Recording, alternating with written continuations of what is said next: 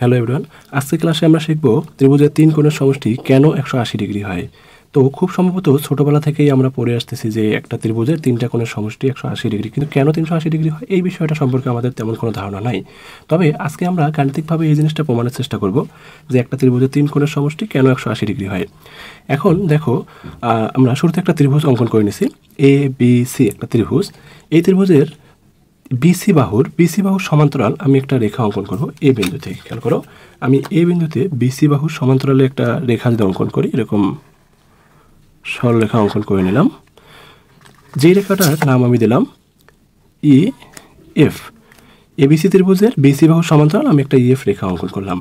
এটা অঙ্কনের ফলে দেখো এ বি সি, এই যে কোণটা আছে এবিসি কোণের এই কোণটার আর ই এ বি এই দুইটা কোণ হচ্ছে একান্তর কোণ। একান্তর কোণ হওয়ার জন্য এই দুইটা পরস্পর সমান হয়।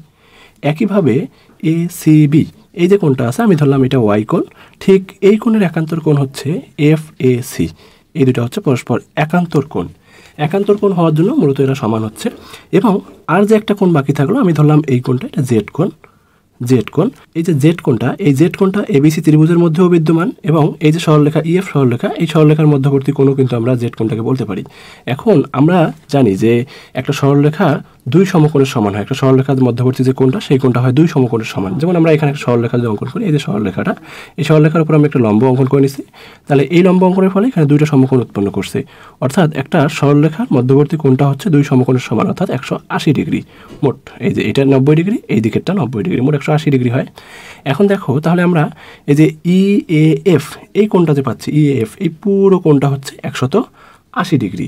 এখন দেখো এই ইএএফ এই কোণটা যদি 180 ডিগ্রি হয়, ইএএফ এর মধ্যে আমরা মূলত তিনটা কোণ দেখতে পাচ্ছি। একটা কোণ হচ্ছে এক্স কোণ, একটা হচ্ছে জেড কোণ, আর একটা হচ্ছে ওয়াই কোণ। তাহলে এই যে ইএএফ এই যে পুরো সরল কোণটা, এই সরল কোণটার মান হচ্ছে মূলত 180 ডিগ্রি। তাহলে খেয়াল করো যে এই যে এক্স কোণটা এখানে যদি আমি ভাঙাই, এই এক্স কোণটা কিন্তু ত্রিভুজের একটা কোণ, যে কোণটাকে আমরা ত্রিভুজের বি কোণ বলতে পারি, এই যে ত্রিভুজের বি কোণ। আর জেড কোণটাকে আমরা এই যে ত্রিভুজের এ কোণ বলতে পারি, ত্রিভুজের এ কোণ। এবং ওয়াই কোণটাকে, এই যে ওয়াই যে কোণটা আছে, এই যে এইখানকার ওয়াই কোণ আর এখানকার ওয়াই কোণটা একান্তর কোণ হওয়ার জন্য সমান ছিল, সেই ওয়াই কোণটাকে আমরা এই ত্রিভুজের সি কোণ বলতে পারি। দেখো সি কোণ। তাহলে আমরা মূলত এ বি সি এই যে তিনটা কোণ যোগ করে যে মানটা পাচ্ছি, এটাই হচ্ছে মূলত 180 ডিগ্রি। অর্থাৎ একটা ত্রিভুজের তিনটা কোণের মান যোগ করলে আমরা 180 ডিগ্রি পাবো।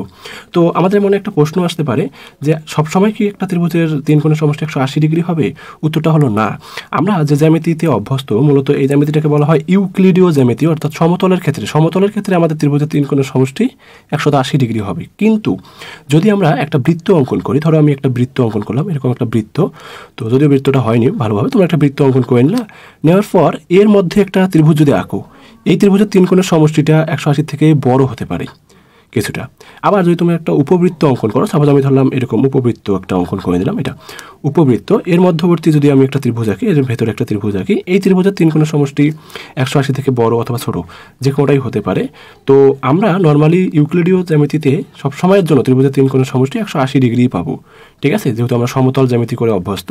তো সেক্ষেত্রে ত্রিভুজের তিন কোণের সমষ্টি হবে সব সময়ের জন্য 180 ডিগ্রি। আশা করি বিষয়টা ক্লিয়ার হতে পেরেছো। ধন্যবাদ সবাইকে।